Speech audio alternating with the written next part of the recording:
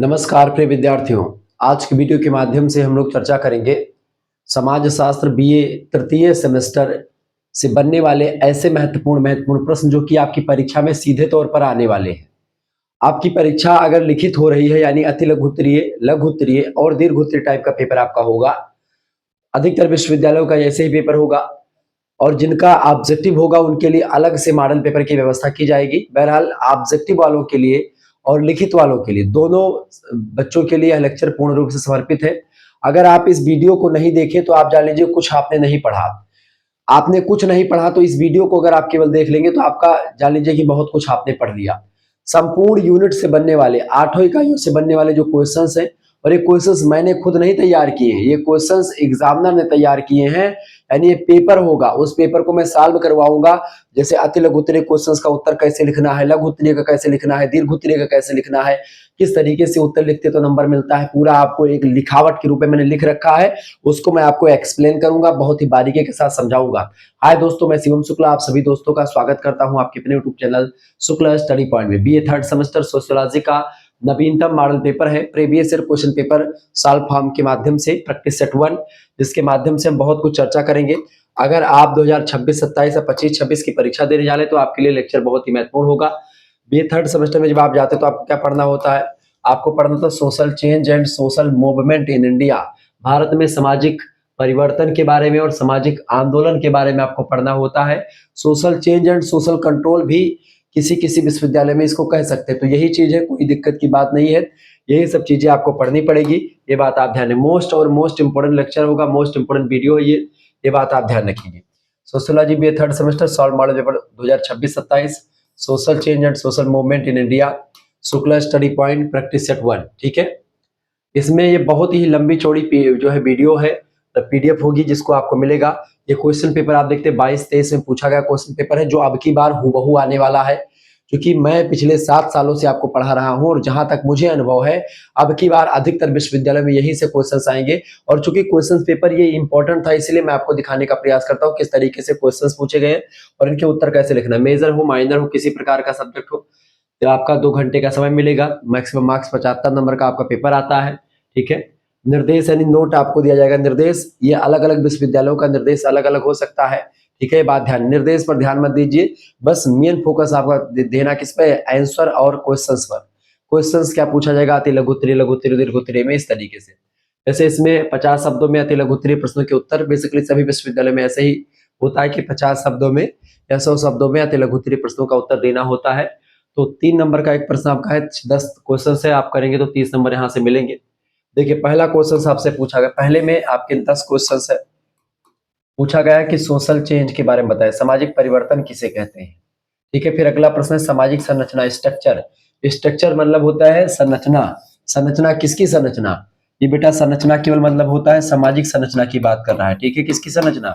Social structure की बात कर रहा है। ठीक है, सामाजिक संरचना की बात कर रहा है, समाज किस तरीके से बनता है, समाज में कौन कौन से तत्व बनते हैं, समाज में कौन कौन से तत्व मिल करके सामाजिक संरचना का निर्माण करते हैं। और जब इसी संरचना में परिवर्तन होता है तब हम सामाजिक परिवर्तन कहते हैं। यानी सामाजिक परिवर्तन से तात्पर्य होता है सामाजिक संरचना में परिवर्तन। सामाजिक संरचना में जब परिवर्तन होता है तो उसी को सामाजिक परिवर्तन कहा जाता है। मैकाइवर पेज कहते हैं कि समाज सामाजिक संबंधों का जाल है और उसी जाल में जब परिवर्तन होता है तो उसको सामाजिक परिवर्तन कहते हैं। आइए, इसको मैं लिख करके आपको व्यवस्थित कर दिया हूं ताकि आपको कहीं भटकना ना पड़े, बहुत ही बारीकी के साथ। तो पहला क्वेश्चन देखिए, एक जबरदस्त तरीके से पीडीएफ नोट्स आपका तैयार कर लिया गया है। ऐसे ही 2 प्रैक्टिस सेट, आप 3 प्रैक्टिस सेट देख लीजिएगा, वैसे एक ही देख लीजिएगा तो आप बहुत ज्यादा आप लीजिए जान गए हैं।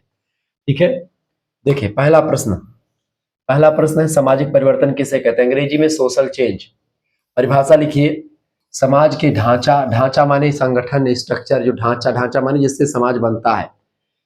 ढांचा, संस्था, तमाम प्रकार की संस्थाएं होती है समाज में से। परिवार एक संस्था है, जैसे विद्यालय एक संस्था है, विवाह एक संस्था, या फिर ऐसे तमाम प्रकार की चीजें और जो संस्थाएं होती है। संस्थाएं नियमों की व्यवस्था होती है, बात ध्यान रखेंगे। तमाम सामाजिक मूल्य होते हैं। ठीक है, बस सोशल वैल्यू। ठीक है, रीति रिवाज तमाम सारे हमारे होते हैं और मान्यताएं होती हैं समाज की। तो जब इन्हीं मान्यताओं में, इन्हीं संस्थाओं में, इन्हीं सामाजिक ढांचे में, सामाजिक मूल्यों में और सामाजिक रीति रिवाजों में परिवर्तन होता है, किसके साथ? समय के साथ। जैसे आज कुछ रीति रिवाज है, कल कुछ और होगा, परसों कुछ और होगा, इस तरीके से इनमें बदलाव होता रहेगा। जब सामाजिक रीति रिवाजों में बदलाव होगा, हमारे संबंधों में बदलाव होगा, और चूंकि समाज सामाजिक संबंधों का जाल है, और जब उस जाल में परिवर्तन होगा तो सामाजिक परिवर्तन कहा जाएगा। यानी सामाजिक परिवर्तन में सब कुछ बदलता रहता है समय के साथ साथ।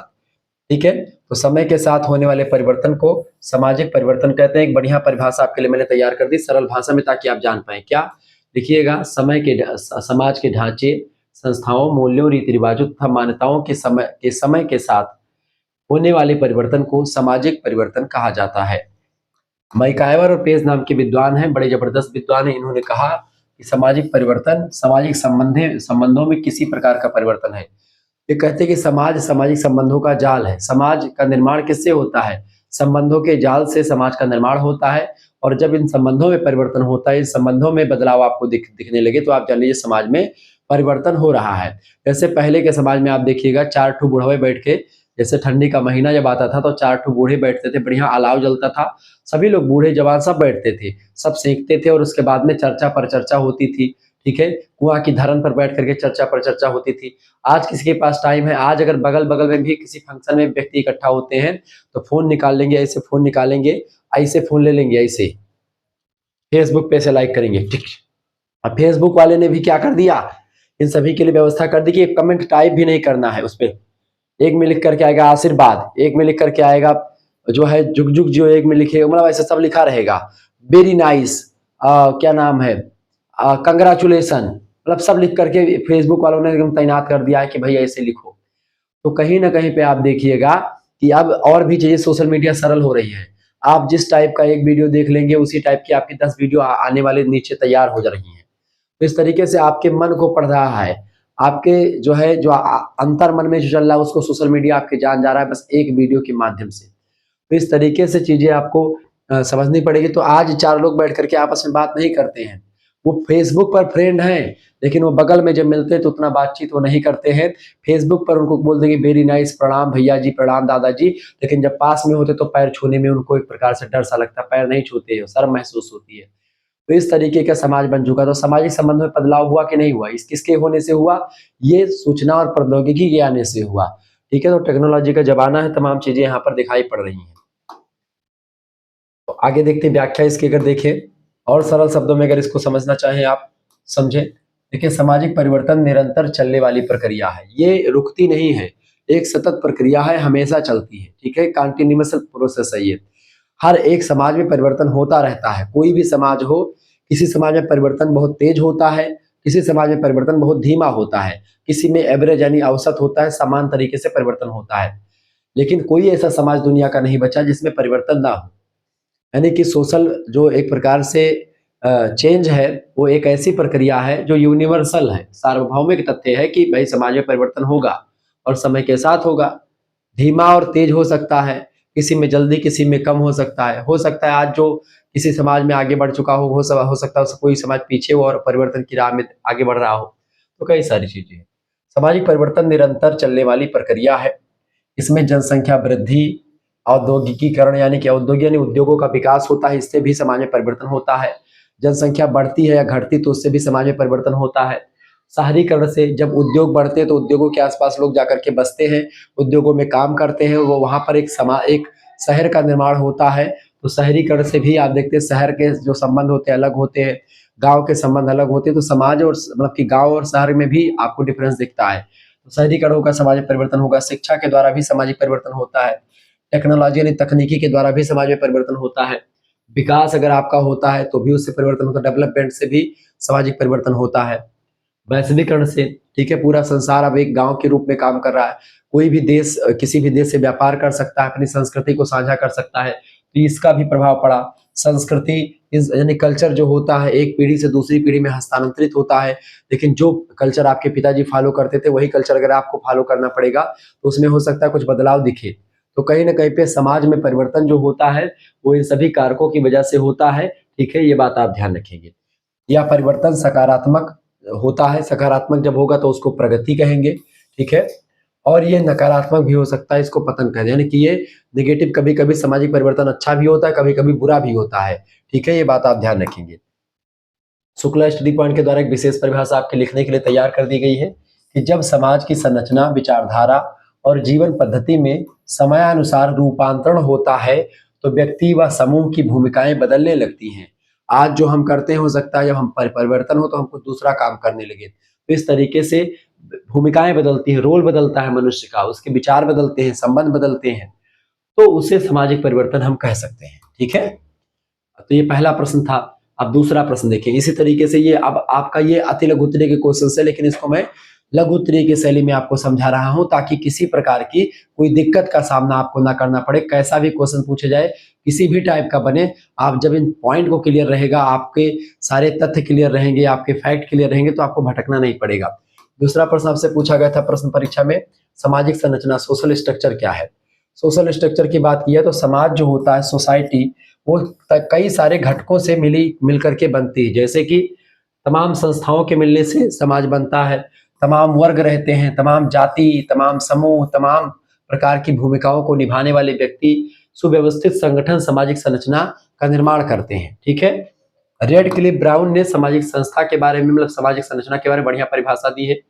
रेडक्लिफ ब्राउन कहते हैं कि सामाजिक संरचना, सोशल स्ट्रक्चर, वह संगठित व्यवस्था, कैसा है, एक संगठित व्यवस्था है और एक सुसंगठित व्यवस्था है जो क्या करती है, जिसके अंतर्गत व्यक्तियों और समूहों के बीच, यानी व्यक्ति और समूह के बीच में क्या होता है, संबंध स्थापित होते हैं। यानी संरचना के माध्यम से ही व्यक्ति और मनुष्य के समूह, उनके बीच में क्या होता है, संबंध स्थापित होते हैं।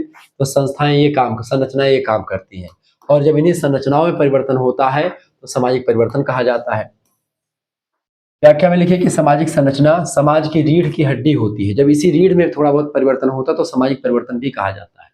इसमें परिवार शामिल है। सामाजिक संरचना में परिवार, धर्म, शिक्षा, राजनीति, अर्थव्यवस्था, जाति, वर्ग, ये सब जो है सामाजिक संरचना के ही अंग होते हैं। जब इन चीजों में, धर्म में परिवर्तन हुआ, परिवार के नियम में परिवर्तन हुआ, से पहले संयुक्त परिवार था, आज एकाकी परिवार है। पहले जो है परिवार का मुखिया एक होता था, छोटे छोटे परिवार है, माता पिता और उनके अविवाहित बच्चे मिलकर के एक एकल फैमिली यानी न्यूक्लियर फैमिली का निर्माण कर रहे हैं। ज्वाइंट फैमिली से न्यूक्लियर फैमिली बनने का जो प्रोसेस है, ये सामाजिक परिवर्तन की प्रक्रिया है। तो परिवार क्या, एक संस्था है, और परिवार रूपी संस्था क्या, और परिवार, धर्म, शिक्षा, राजनीति से मिलकर के एक सोशल स्ट्रक्चर का निर्माण करते हैं, सामाजिक संरचना बनाते हैं। ठीक है, तो इस तरीके से आप समझ में आ गया कि सामाजिक संरचना होती क्या है। तो यह अस्थायी भी होती है और समय के अनुसार बदल भी जाती है सामाजिक संरचना। ठीक है, अब आपके लिए एक परिभाषा तैयार की गई है कि सामाजिक संरचना वह ढांचा है जिसमें समाज के सभी अंग मिलकर के एक व्यवस्था का निर्माण करते हैं। किसका, एक सिस्टम का निर्माण करते हैं, समाज के सभी अंग मिलकर के, उसी को एक स्ट्रक्चर कहते हैं, सोशल स्ट्रक्चर, और व्यक्तियों को जीवन जीने की दिशा प्रदान करते हैं। ये एक प्रकार से सामाजिक जो संरचना होती है वो। ये आपका दूसरा क्वेश्चन हो गया।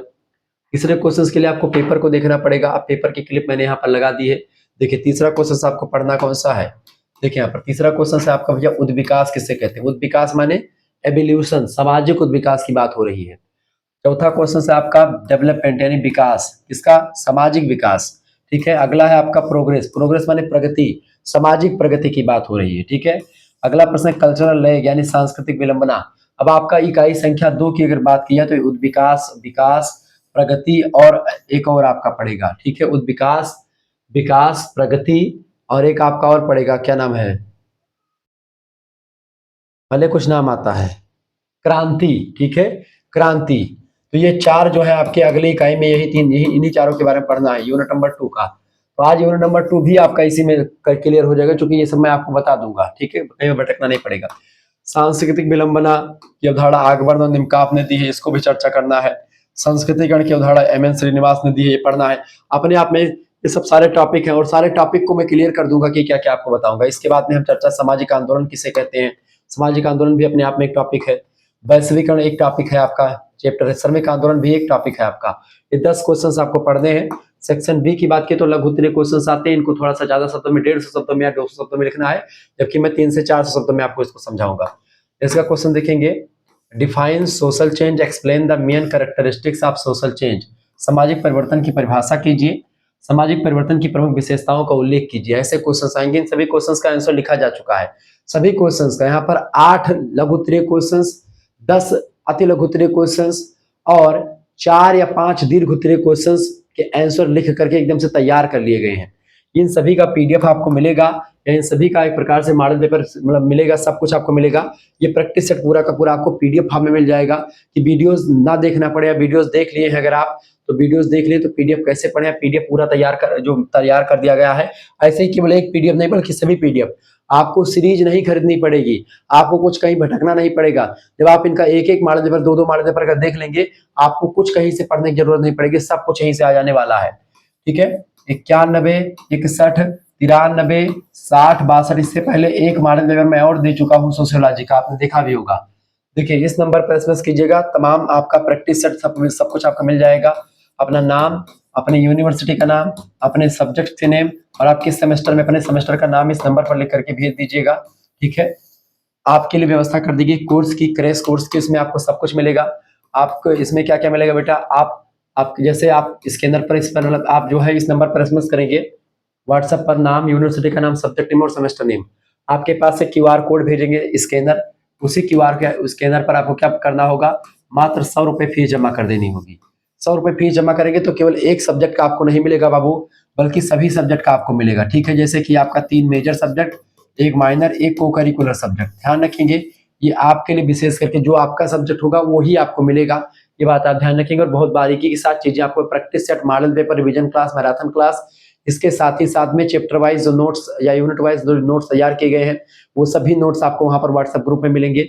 जैसे ही आप ये करेंगे पेमेंट, आपको व्हाट्सएप ग्रुप से जोड़ दिया जाएगा, वहां पर आपको लाइव क्लास की लिंक भी मिलेगी, सब कुछ मिलेगा। ठीक है, पीडीएफ नोट्स मिलेगा। सबसे इंपॉर्टेंट बात है कि अब की बार पीडीएफ नोट्स इतना धाकड़ अंदाज में तैयार कर किया हूं मैं कि आपको कहीं पर भटकना नहीं, सीरीज किताब कुछ नहीं खरीदनी है। आप आगे चलकर कोई भी परीक्षा की तैयारी करेंगे, आप मात्र हमारे नोट्स को पढ़ लीजिएगा, आपको उससे बाहर कुछ नहीं पढ़ना है। ठीक है, इसके साथ साथ आपके लिए व्यवस्था क्या है बाबू, अब की बार ये है कि जैसे आप ये फीस आप सोच रहे हैं कि गुरुजी हम नहीं चलाते ऑनलाइन माध्यम, तो हम कैसे भेजेंगे। आप नहीं चलाते कोई बात नहीं, आप किसी दुकान से भी उसको 100 रुपए देकर के आप हमारे इस पर पेमेंट करवा सकते हैं और इसके स्क्रीनशॉट हमारे पास भेज सकते हैं।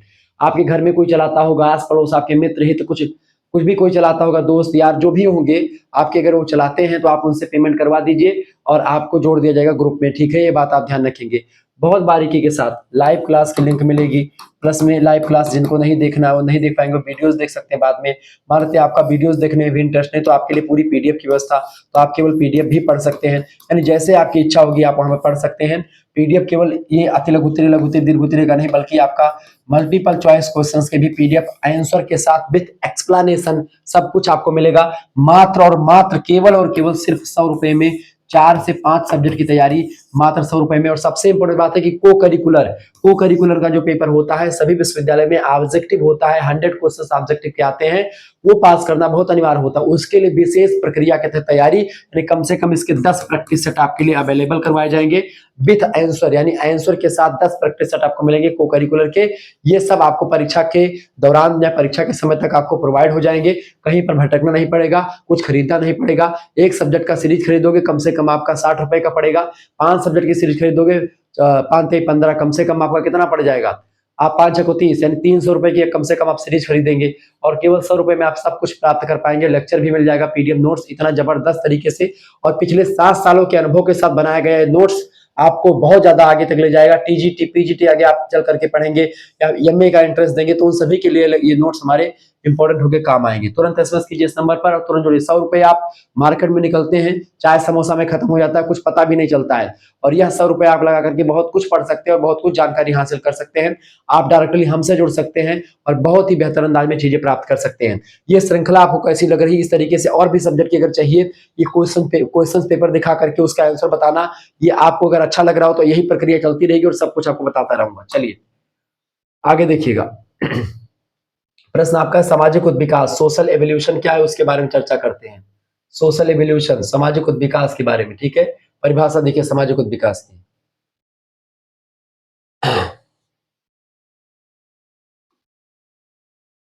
देखिए, समाज के सरल रूप से जटिल रूप की ओर धीरे धीरे बढ़ने की प्रक्रिया सामाजिक उद्विकास कहलाती है।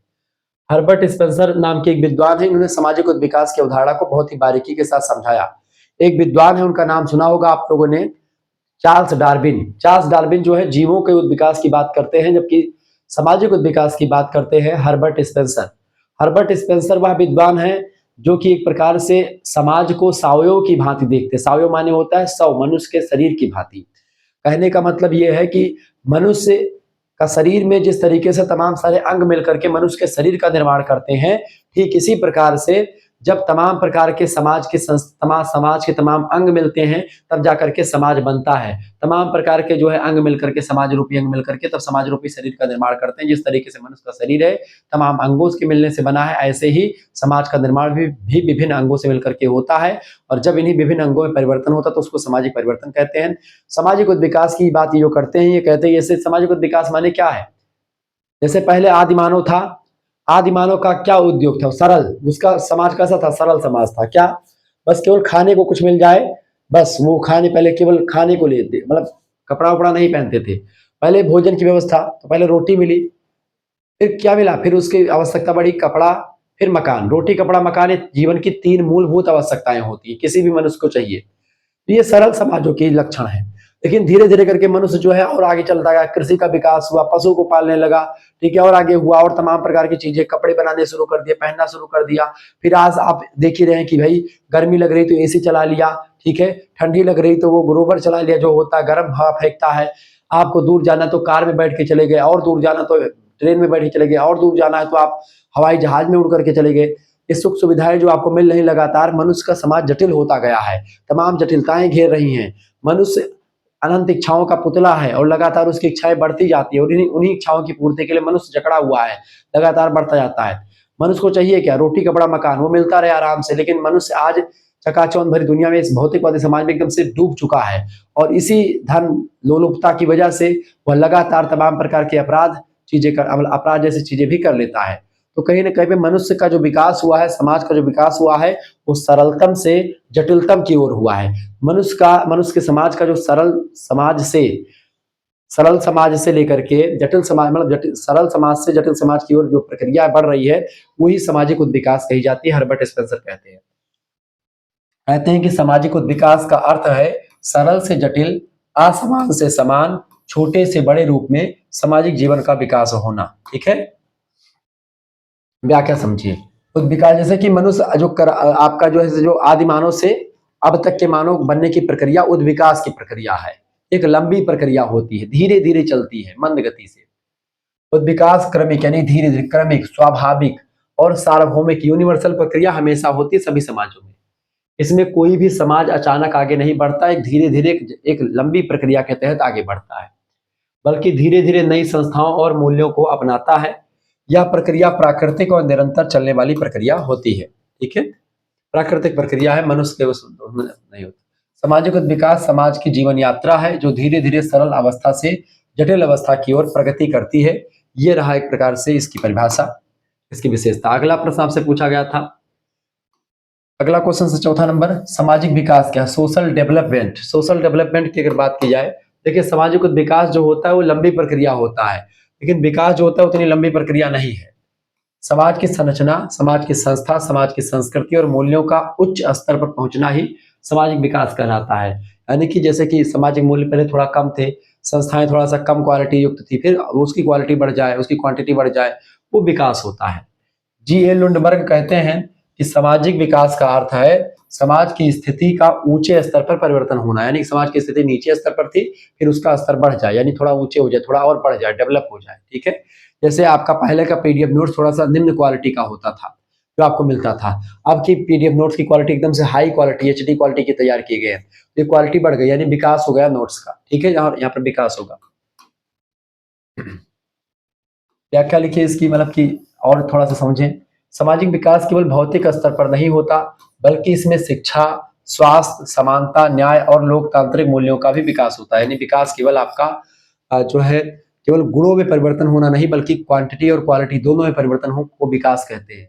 विकास आपका देखते हैं, शिक्षा में विकास, स्वास्थ्य में विकास, समानता, न्याय, लोकतांत्रिक मूल्य, तमाम ये सभी का विकास समाज में हो रहा है। तो ये सब विकास है। यह परिवर्तन समाज को अधिक सशक्त और प्रगतिशील बनाता है। ठीक है, समाज को जबरदस्त बनाता है। शुक्ला एच डी पॉइंट की एक विशेष परिभाषा, सामाजिक विकास वह प्रक्रिया है जिसमें समाज के भौतिक व आध्यात्मिक जीवन दोनों का स्तर जो होता है वह सुधरता है और व्यक्ति को समान अवसर प्राप्त होते हैं जीवन जीने के लिए।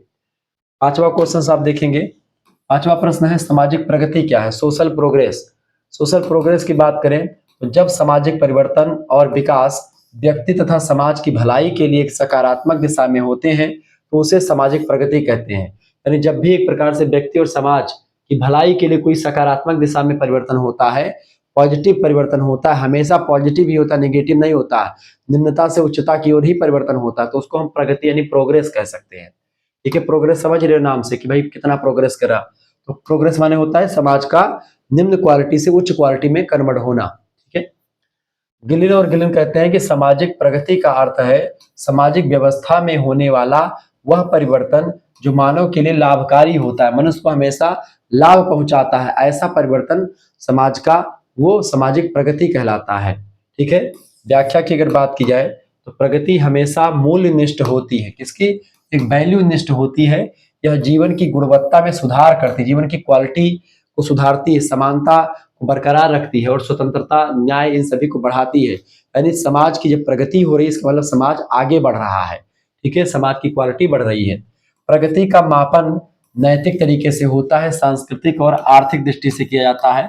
जबकि आप देखते हैं प्रगति और डेवलपमेंट, डेवलपमेंट भी अच्छा ही होता है, लेकिन डेवलपमेंट में क्वांटिटी और क्वालिटी दोनों का गुणवत्ता की मापन कर सकते हैं। ठीक है, लेकिन यहाँ पर जो प्रगति होती है वो नैतिक होती है। आपका मोरलिटी कितना डेवलप हुआ, आपका जो है कल्चर कितना ज्यादा एक प्रकार से अच्छा हुआ, सुधार आया कल्चर में, कितना सुधार आपके आर्थिक दृष्टि में आया, कितना रुपए पैसे में कितना चीजें सुधार आई, ये सब आपकी प्रगति को दिखाता है। ठीक है, बहुत महीन सा अंतर होता है सामाजिक विकास और सामाजिक प्रगति में। सामाजिक प्रगति वह सकारात्मक परिवर्तन है, यानी कि सबसे पहली बात ये एक पॉजिटिव चेंज होता है, यानी कि सकारात्मक परिवर्तन है जो समाज को उच्चतर स्तर पर ले जाकर के सभी के लिए कल्याणकारी बनाता है, यानी सभी इससे लाभकारी होते हैं और सबको इससे प्रॉफिट होता है। ठीक है, छठा प्रश्न आपके स्क्रीन पर आ चुका है। सांस्कृतिक विलंब या सांस्कृतिक विलंबना की अवधारणा या सांस्कृतिक अंतराल की अवधारणा, इसको अंग्रेजी में कल्चरल लैग कहते हैं। अकबर और निमकाफ नाम के विद्वान हैं, इन्होंने सांस्कृतिक विलंबना की अवधारणा को बहुत ही बारीकी के साथ बताया है। संस्कृतियां बेटा दो प्रकार की होती हैं, एक होती भौतिक संस्कृति, जैसे कि आपका ये रिमोट हो गया, रिमोट ये सब आपका भौतिक संस्कृति है। ठीक है, जिसको आप देख पाए, जिसको आप छू पाए। ठीक है, ये रिमोट ये सब कुछ आपको, जैसे कि मान लेते हैं टाफी है, अब ये टाफी भी भौतिक संस्कृति ही है। ठीक है, इसका खा करके आप लोग उठा सकते हैं, ये भौतिक संस्कृति जिसको आप देख सकते हैं, छू सकते हैं, भौतिक है। अभौतिक माने जिसको आप छू और देख नहीं सकते, बस केवल महसूस कर सकते हैं, अपने जीवन में उतार सकते हैं, वो होती है अभौतिक संस्कृति। कभी कभी होता क्या, जैसे कि मानते हैं अब तमाम प्रकार की चीजों का विकास हो गया आपके जीवन में, भौतिक संस्कृतियां खूब आगे बढ़ जाती हैं, भौतिक संस्कृति का विकास हो गया, खूब ज्यादा डेवलप हो गया, तमाम चीजें बन गई जिसका और उसका उपयोग करना ही हमको ना रहा हो, हमारे मूल्य, हमारे रीति रिवाज, हमारे सब कुछ वैसे रहे, घर खूब बढ़िया बनवा है एकदम से महला दुमहला, और घर में रहने का तरीका ही ना पता हो, तो एक प्रकार से जान लीजिएगा कि कल्चरल लैग वहां पर आ गया, यानी कि आप भौतिक संस्कृति, यानी घर में रहने का तरीका आपको नहीं पता है, घर तो बहुत सुंदर बनवा दिया है, उसको साफ सफाई नहीं पता है, तो ये होगा कल्चरल लैग। कहने का मतलब है जैसे आपके यहाँ एसी हो गई और एसी का रिमोट, आपका ये बटन ना जाने कि रिमोट कैसे चलाना है, तो एक प्रकार से कल्चरल लैग वहां पर भी उत्पन्न होता है, यानी आपके मूल्य, आपके रीति रिवाज, आपके नियम कायदे पुराने ही रहे और आपका जो साधन है वो डेवलप हो जाए, बहुत आगे निकल जाए। यहाँ पर सांस्कृतिक विलंबना, एक संस्कृति आगे हो जाए और दूसरी संस्कृति पीछे हो जाए, उसी को कल्चरल लैग कहा जाता है, सांस्कृतिक विलंबना कहा जाता है। मेरे हिसाब से इतना जबरदस्त तरीके से और आपको समझ में नहीं आने वाला, बहुत अच्छे तरीके से मैंने समझाया। परिभाषा लिखिए, जब भौतिक संस्कृति, भौतिक माने फिजिकल कल्चर, जैसे तकनीकी साधन तमाम सारे हो गए, टीवी, कूलर, एसी, पंखा, फ्रिज, ये सब भौतिक संस्कृति है, तेजी से बदलती है, परंतु अमूर्त संस्कृति, यानी अमूर्त माने होता है ऐसी संस्कृति जिसको दिखाए, आ माने नहीं, मूर्त माने मूर्ति, मूर्ति माने जो दिखती ना हो। ठीक है, मूर्ति, मूर्त माने जिसको आप देख सकते हैं, मूर्त, ठीक है, देख सकते हैं। आ माने नहीं, यानी नहीं देख सकने वाली मूर्त, जिसको आप ना देख पाए, अमूर्त उसी को कहते हैं। जैसे समाज एक अमूर्त अवधारणा है, ठीक है, संस्था एक अमूर्त अवधारणा है। अमूर्त माने होता है जो दिखाई ना पड़े, जिसको आप छू ना सके, और मूर्त माने जिसको आप देख सके, छू सके।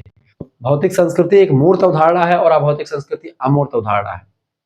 जैसे मान्यताएं और मूल्य आपको दिखते हैं, नहीं दिखते, तो इसके अनुसार नहीं, यानी कि तकनीकी साधन डेवलप हो गया, लेकिन ये एक प्रकार से जो मान्यताएं, मूल्य या रीति रिवाज है, ये उसके अनुरूप नहीं बदल पाते, तो इसे सांस्कृतिक विलंबना की अवधारणा कहा जाता है, सांस्कृतिक विलंबना कहते हैं।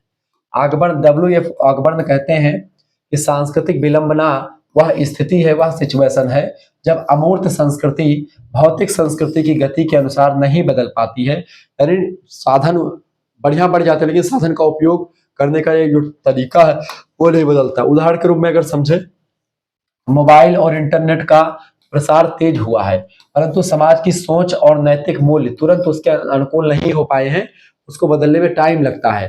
मोबाइल का विकास बहुत साल पहले हो चुका, लेकिन उसके मोबाइल के हिसाब से सामाजिक मूल्य और रीति रिवाज मोबाइल के हिसाब से नहीं बदले हैं, वो अपने हिसाब से बदले, तो इसी को सांस्कृतिक विलंबना कहा जाता है। इससे पीढ़ियों और समूहों के बीच में टकराव भी उत्पन्न हो जाता है। जैसे बूढ़े लोग मोबाइल का विरोध भी करते हैं कुछ लोग, और कुछ लोग एक प्रकार से उसका समर्थन करते हैं, और युवा पीढ़ी मोबाइल के बिना रह नहीं सकती। ये सब से चीजें होती है। सांस्कृतिक विलंबना वह असमानता है जब समाज की भौतिक प्रगति अमूर्त मान्यताओं से आगे निकल जाती है। ठीक है, यानी रीति रिवाज मूल्य इन सभी से आगे निकल जाती है, जो हमारे जो साधन है, जो हमको मजा देते हैं, हमको एक प्रकार से कंफर्टेबली फील करवाते हैं समाज में। संस्कृतिकरण, अगली प्रक्रिया आपकी, अगला प्रश्न है आपका संस्कृतिकरण। संस्कृतिजेशन की अगर बात की जाए, संस्कृतिकरण का मतलब क्या होता है, जैसे कि उच्च जातियां जो होती हैं उनका रीति रिवाज, उनके जैसा खान पान, उनके जैसा पहनावा ओढ़ावा निम्न जाति के लोग जब अपनाने लगते हैं, लगातार अपनाते रहते हैं, इससे क्या होता है, इसी को एक प्रकार संस्कृतिकरण की अवधारणा कहा जाता है। संस्कृतिकरण के द्वारा निम्न जातियां उच्च जाति जैसा व्यवहार करके उच्च जाति बनने की कोशिश करते हैं, और उच्च जातियों में कन्वर्ट भी हो जाती हैं एक दो पीढ़ी के बाद में। ठीक है, जब निम्न जातियां या समूह, कोई समूह हो जो निम्न है, वो उच्च जातियों के रीति रिवाज को फॉलो करता है, उनके जैसे आचार व्यवहार करने लगता है उच्च जातियों के जैसे, और जीवन शैली भी उच्च जातियों या उच्च वर्णों के जैसे अपना लेता है, उच्च समूहों के जैसे अपना लेता है, तो इसे ही संस्कृतिकरण कहते हैं। ये बात आप ध्यान रखेंगे। संस्कृतिकरण पर जिसने सबसे अच्छा काम किया, जिस विद्वान ने, उनका नाम है क्या नाम है, भले कुछ नाम है, एम.एन. श्रीनिवास, भारतीय समाजशास्त्री एम.एन. श्रीनिवास। एम.एन. श्रीनिवास ऐसे महत्वपूर्ण समाजशास्त्री जिन्होंने संस्कृतिकरण, आधुनिकीकरण, मॉडर्नाइजेशन इन इंडिया पुस्तक उन्होंने ही लिखी है। संस्कृतिकरण, आधुनिकीकरण, वैश्वीकरण, ठीक है, पाश्चात्यकरण, तमाम प्रकार के जो जितने भी करण वगैरह आते हैं उन सभी की अवधारणा एम.एन. श्रीनिवास ने दी है। एम.एन. श्रीनिवास कहते हैं इसकी परिभाषा को देते हुए कि संस्कृतिकरण वह प्रक्रिया है जिसमें निम्न जातियां सामाजिक दर्जा बढ़ाने के लिए उच्च जातियों की परंपराओं को अपनाती, ताकि हमारा भी उन्हीं के जैसा व्यवहार हो, उन्हीं जैसा हम भी हो जाए। ठीक है, ये प्रक्रिया संस्कृतिकरण की प्रक्रिया कहलाती है। संस्कृतिकरण से समाज में सांस्कृतिक आदान प्रदान होता है, एक जाति के विचार दूसरी जाति में से जाकर के मिलते हैं। यह सामाजिक गतिशीलता और बराबरी की भावनाओं को प्रोत्साहित करती है। हालांकि इससे जाति व्यवस्था की मजबूती भी लगातार बनी रहती है, और उच्च जातियों के जैसे व्यवहार इसमें लगातार किया जाता रहता है। संस्कृतिकरण समाज की वह प्रक्रिया है जिसमें कोई भी समूह उच्च जाति या उच्च सामाजिक प्रतिष्ठा पाने के लिए श्रेष्ठ परंपराओं को आत्मसात करता, श्रेष्ठ परंपराओं को अपनाने की कोशिश करता है, और लगातार अपनाते अपनाते ये एक प्रकार से वह श्रेष्ठ बन भी जाता है उसकी आने वाली पीढ़ी। इस तरीके से आप ये संस्कृतिकरण की प्रक्रिया होती है। 8वां क्वेश्चन है सामाजिक आंदोलन, सोशल मूवमेंट। सोशल मूवमेंट की अगर बात की जाए, सामाजिक आंदोलन किसे कहते हैं, परिभाषा लिखिएगा। समाज में किसी विशेष उद्देश्य को प्राप्त करने के लिए, जब कोई विशेष उद्देश्य की प्राप्ति करने के लिए लोगों का संगठन इकट्ठा होता है, और इकट्ठा होकर के वो धरना देता है अपने उद्देश्य की पूर्ति के लिए, और उसके बाद में जब उद्देश्य की पूर्ति हो जाती है तो आंदोलन को भंग कर दिया जाता है। ये होता है सामाजिक आंदोलन। ठीक है, तो समाज में किसी विशेष उद्देश्य को या किसी विशेष मुद्दे को प्राप्त करने हेतु सामूहिक प्रयास मैंने सभी लोग इकट्ठा होते हैं और धरना देते हैं, उसी को सामाजिक आंदोलन कहा जाता है। हर्बर्ट ब्लूमर नाम के विद्वान कहते हैं कि सामाजिक आंदोलन वह सामूहिक उद्यम है। कैसा सामूहिक उद्यम है, जिसके द्वारा, एक ऐसा सामाजिक उद्यम है जिसके द्वारा लोग नए जीवन मानक स्थापित करने का प्रयास करते हैं। ठीक है, ये बात आप ध्यान रखेंगे। व्याख्या के रूप में आप लिख सकते हैं कि आंदोलन दो प्रकार के हो सकते हैं, पहला सुधारवादी आंदोलन और दूसरा है क्रांतिकारी आंदोलन। ठीक है, सुधारवादी जो समाज के रीति रिवाजों में सुधार करता है, उसके लिए समाज के रीति रिवाज में, समाज के मूल्य परंपराओं में सुधार करने के लिए किया जाता है, उसको सुधारवादी आंदोलन। और जो एक प्रकार से क्रांतिकारी आंदोलन होते हैं, वो किसी भी संस्था को डायरेक्ट बदलने के लिए या सब एक डायरेक्ट चेंजेबल करने के लिए बनाए जाते हैं। ठीक है, उदाहरण के लिए स्वाधीनता आंदोलन, दलित आंदोलन, महिला आंदोलन, ये सब एक प्रकार से आंदोलन के उदाहरण है। स्वाधीनता आंदोलन एक क्रांतिकारी आंदोलन है, जबकि दलित आंदोलन और महिला आंदोलन एक सुधारवादी आंदोलन है। सामाजिक आंदोलन सामूहिक शक्ति का वह स्वरूप होता है जिसमें सभी लोग इकट्ठा होकर के मेहनत करते हैं, जो समाज में परिवर्तन लाता है, सुधार लाता है, और न्याय की प्राप्ति के लिए संगठित होकर के व्यक्ति काम करते हैं इसमें। ये होता है सामाजिक आंदोलन। ठीक है, 9वां नंबर क्वेश्चन आप देखेंगे, वैश्वीकरण किसे कहते हैं। वैश्वीकरण की अगर बात की जाए, यानी कि ग्लोबलाइजेशन। वैश्वीकरण में क्या होता है, जैसे कि पहले क्या था, एक देश के लोग अपने ही देश में रह करके काम करते थे, दूसरे देश में कम ही जाते थे, दूसरे देश में जाने के लिए उनको व्यवस्था तमाम करनी पड़ती थी। आज क्या है, कोई भी देश किसी भी देश के साथ व्यापार कर सकता है, उसके लिए कुछ जो नियम कायदे उसको फॉलो कीजिए और व्यापार कीजिए। आप किसी भी देश की संस्कृति को जान सकते हैं, आपके पास मोबाइल फोन है, आप किसी भी दुनिया की किसी भी भाषा को सीख सकते हैं, आप सब कुछ करने में सक्षम है अगर आप चाहें तो कहीं ना कहीं पे जो ये व्यवस्था है मतलब कि ये ग्लोबलाइजेशन ने, वैश्वीकरण, विश्व को एक गांव की भांति समझना, इसमें हर व्यक्ति रह करके सभी लोग सुख रहे हैं। सर्वे भवन्तु सुखिनः सर्वे सन्तु निरामया। ठीक है, इस अवधारणा के साथ आगे बढ़ता है। संस्कृति मतलब ये जो वैश्वीकरण होता है, बेसिकली वैश्वीकरण की अगर बात की तो ये पूरे संसार को एक गांव के रूप में बना, सभी में व्यापार करो, सभी की संस्कृति आदान प्रदान होती है, ये होता है वैश्वीकरण। जब अर्थव्यवस्था, संस्कृति और राजनीति और तकनीकी राष्ट्रीय सीमाओं से बाहर जाकर के पूरे विश्व से जुड़ जाती हैं, तो इसे ही वैश्वीकरण कहा जाता है। ठीक है, केवल देश तक ही सीमित न रह करके विदेशों में भी हमारी संस्कृति, हमारे रीति रिवाज, हमारे कल्चर, हमारे सब कुछ फेमस हो जाते हैं। एंथनी गिडेंस कहते हैं कि वैश्वीकरण विश्व भर में सामाजिक संबंधों के विस्तार और गहराई की प्रक्रिया को कहते हैं। वैश्वीकरण से क्या होता है, संचार, व्यापार, शिक्षा, संस्कृति, तकनीक और रोजगार के अवसर बढ़ते हैं। तमाम प्रकार की विदेशी कंपनियां आज भारत में काम कर रही हैं, तमाम भारत की कंपनियां विदेशों में काम कर रही हैं। इस तरीके से तमाम सारी चीजें, हमारे यहाँ के प्रोडक्ट विदेशों को जा रहे हैं, विदेशों के प्रोडक्ट हमारे यहाँ पर आ रहे हैं, जो हमारे यहाँ उग रहा है हम दूसरों को दे रहे हैं, दूसरे के यहाँ जो उग रहा है हमको दे रहा है। तो ये वैश्वीकरण की प्रक्रिया के तहत ही हुआ है। लेकिन इससे सांस्कृतिक पहचान और स्थानीय उद्योगों पर खतरा भी बढ़ जाता है, कभी कभी स्थानीय उद्योग भंग हो जाते हैं इससे। ठीक है, वैश्वीकरण की अगर बात की तो वैश्वीकरण वह प्रक्रिया है जिसमें पूरी दुनिया एक वैश्विक गांव बन जाती है और राष्ट्र परस्पर निर्भर हो जाते हैं, एक दूसरे देश से तमाम चीजें कनेक्ट हो जाती है और एक दूसरे से बढ़िया तरीके से संबंध रखते हैं। 10वां क्वेश्चन आपका जो है अति लघु उत्तरीय का आ चुका है, श्रमिक आंदोलन। श्रमिक आंदोलन को लेबर मूवमेंट कह सकते हैं। ये क्या होता है बेटा, लेबर मूवमेंट।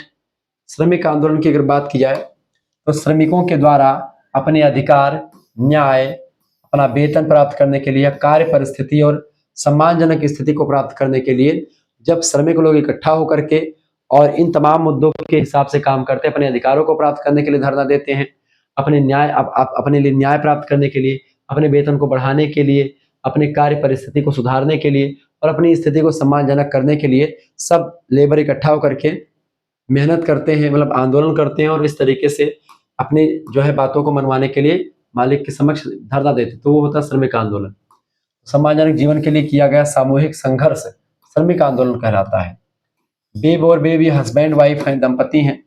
इन दोनों ने कहा कि श्रमिक आंदोलन वह आंदोलन है जो मजदूरों के संगठन और संघर्ष के माध्यम से समाज में न्याय प्राप्त करने हेतु चलाया जाता है। समाज में न्याय प्राप्त करने के लिए, ठीक है, मजदूरों के द्वारा मजदूरों को एक प्रकार से, चूंकि उनका कभी कभी उनका हक नहीं मिलता या उनको वेतन कम मिलता है या उनके जीवन को खतरा होता है, तो इस तमाम मुद्दों को लेकर के श्रमिक जो संगठन होते हैं वो संगठन आंदोलन करते हैं ताकि जो है मजदूरों की स्थिति, श्रमिकों की स्थिति सुधार हो और वो अच्छे तरीके से जीवन यापन कर पाए। ठीक है, तो इस आंदोलन को हम श्रमिक आंदोलन के नाम से जानते हैं। श्रमिक आंदोलन पूंजीपति वर्ग के शोषण के खिलाफ मजदूरों की शक्ति का प्रतीक है। यानी कभी कभी क्या होता है कि शोषण बहुत ज्यादा होता है, कभी कभी मजदूरों से इतना काम करवा लेते हैं, ज्यादा घंटे का काम करवा लेना हो गया या कम वेतन में अधिक काम करवाना हो गया, क्योंकि जो मजदूर होते हैं वो बहुत मेहनत करते हैं लेकिन उसका फल मजदूरों को कम मिलता है, मिल के मालिकों को ज्यादा मिलता है। ठीक है, इसी बात को लेकर के एक विद्वान है कार्ल मार्क्स नाम के विद्वान ने इसी पूंजीपति और मजदूरों को लेकर के पूरा जीवन अपना निकाल दिया और इसी पर पूरा जीवन रिसर्च करते रहे। उन्होंने वर्ग संघर्ष की विचारधारा दी जिसमें पूंजीपति वर्ग और जो सर्वहारा वर्ग है, गरीब वर्ग है, उन दोनों के बीच में जीवन भर संघर्ष चलता रहता है। ठीक है, वो संघर्ष के द्वारा ही तमाम आंदोलन उत्पन्न होते हैं। कार्ल मार्क्स कहते हैं अतिरिक्त मूल्य की अवधारणा देते हैं। अतिरिक्त मूल्य माने क्या होता है, जैसे मान लेते हैं कंपनी वाले ने 50 रुपए 100 रुपए लगा करके कोई वस्तु तैयार की जिसमें 50 रुपए की लागत लगी है और 25 रुपए का एक प्रकार सामान लगा है, 25 रुपए मजदूर को मिल रहा है, 25 रुपए मजदूर को मिल रहा है और 50 रुपए की लागत पर बनी है, तो 75 रुपए को मिलाकर ये कंप्लीट कोई वस्तु तैयार है। मान लेते हैं रिमोट बनाने में 100 रुपए लगे हैं, मतलब रिमोट बनाने में 75 रुपए लगे हैं, 50 रुपए का सामान लगा है, 25 रुपए मजदूर को मिल रहा है। अब बचा और बिक कितने का रहा है, बना 75 का और बिकेगा 100 रुपए का। अब ये 100 रुपए का बिका तो 25 रुपए एक्स्ट्रा बच रहा है, 25 तो मजदूर को दे दिया गया, 50 रुपए का सामान लगा तो कंपनी वाले ने पैसा लगाया सामान का, 25 उसको दिया, 75 रुपए दे दिए। अब बस केवल उसके पास पैसा है, इस वजह से 75 रुपए लगाने की वजह से केवल वो कोई काम नहीं करता, जबकि मजदूर दिन रात इसको बटन बनाने में, इसको बनाने में पूरा जीवन लगा देते हैं अपना, ठीक है, मतलब पूरा दिन लगा देते हैं, जो भी हो जितना महीना, उनको 25 रुपया केवल मिलता है। और मिल का मालिक कुछ नहीं करता, एसी में बैठा रहता है और 25 रुपया उसको बिना कुछ किए इस रिमोट का मिल जाता है। इसी का विरोध किया कार्ल मार्क्स ने, इसी को कहा अतिरिक्त मूल्य का सिद्धांत, यानी उसको अतिरिक्त मूल्य मिल रहा है केवल बैठने का, तो इसीलिए इसने कहा कि अमीर और अमीर होता जाएगा और गरीब होता जाएगा, ठीक है, चूंकि ये अतिरिक्त मूल्य पाता है। तो इस तरीके से चीजें बताई गई। इसी ने कहा था कि दुनिया के मजदूरों एक हो जाओ, ठीक है। इसी ने कहा था कि अब तक का जो इतिहास रहा वर्ग संघर्ष का इतिहास रहा है, कार्ल मार्क्स। तो जैसे ये मजदूरों की शक्ति का प्रतीक है, श्रमिक आंदोलन पूंजीपति वर्ग के शोषण के खिलाफ मजदूरों की शक्ति का एक प्रतीक है। भारत में अहमदाबाद मिल मजदूर हड़ताल आप देखेंगे, टीबीएस का हड़ताल, रेलवे और कोयला मजदूर आंदोलन, इसके तमाम सारे उदाहरण हैं। श्रमिक आंदोलन मजदूर वर्ग की सामूहिक आवाज है जो सामाजिक और आर्थिक न्याय स्थापित करने के लिए संघर्ष करती है। ये हो गया आपका सामाजिक आंदोलन के बारे में मैंने आपको बता दिया। अगला क्वेश्चन आपका जो लघु उत्तरीय का आ चुका है भैया, लघु उत्तरीय का पहला प्रश्न, अब इसको समझने का प्रयास करें। सामाजिक परिवर्तन की परिभाषा दीजिए और प्रमुख विशेषताएं बताइए, ठीक है। आइए चर्चा करें। Social change definitions and characteristics. सामाजिक परिवर्तन की परिभाषा आप समझ ही चुके हैं क्या होती है, पूरा विस्तार से मैंने आपको बता ही दिया है, कुछ आपको समझने की जरूरत पड़ेगी नहीं। फिर भी समझ लीजिए लघु उत्तरीय प्रश्नों को कैसे लिखा जाता है। परिभाषा लिखिए, डेफिनेशन, सामाजिक परिवर्तन की परिभाषा।